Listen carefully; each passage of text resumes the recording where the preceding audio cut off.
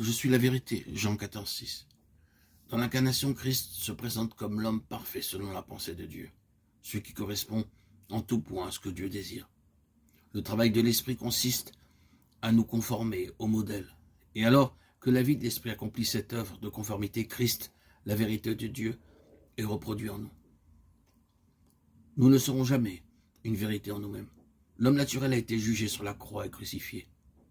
Ce n'est pas cet homme-là qui devient une vérité, non. C'est Christ en nous, et par un travail intérieur.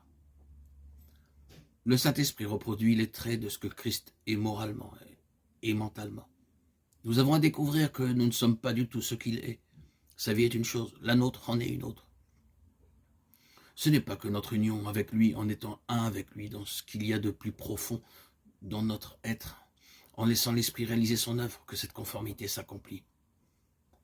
La croix agissant par l'Esprit avec notre plein consentement brise l'homme naturel dans les parties les plus secrètes de l'être. La vie divine doit pénétrer l'homme intérieur, le gagnant et le remplissant, afin que Christ soit le centre et au centre de tout notre être. Alors les traits de l'homme céleste sont façonnés par cette vie. Durant toute la durée de notre vie, nous aurons à découvrir combien Christ est la vérité, le voir toujours plus pour être davantage saisi par lui. La reconstitution interne de l'homme en raison de la chute est une œuvre immense. L'homme n'est que ruine, qu'il soit cultivé ou intelligent, ignorant ou inculte aux yeux de Dieu, il est ruiné. L'œuvre de Dieu est la même.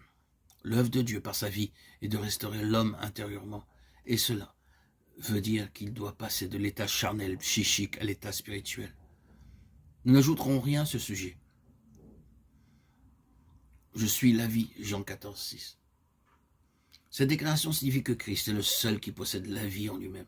Christ est la vérité, en raison de ce qu'il possède la vraie vie. Tout ce que nous devons devenir par l'œuvre de l'Esprit est possible par sa vie. La vie de Christ renferme tout ce qu'il est en lui-même, dans son essence même. Ce que nous savons, c'est que la finalité de toutes les activités de cette vie sera la glorieuse et sainte cité, telle qu'elle fut montrée à Jean l'apôtre. Cette vie est pure, sans mélange, limpide, transparente, comme la pierre de jaspe, sans compromis. C'est cette vie-là qui remplira la nouvelle création.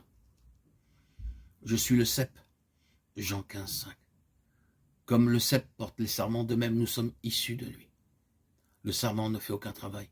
Il reçoit la sève nourricière par le cep, afin de porter du fruit. Cette parabole montre que Christ est celui qui pourvoit à tous nos besoins, pourvu que nous le laissions librement agir. Tout comme le sarment doit connaître les montages, de même nous aussi nous devons connaître la discipline et la correction du Saint-Esprit. Le sarment demeure attaché au cep, nous aussi en demeurant unis à Christ par la foi. Sa vie devient notre vie, comme la sève du cep devient celle du sarment.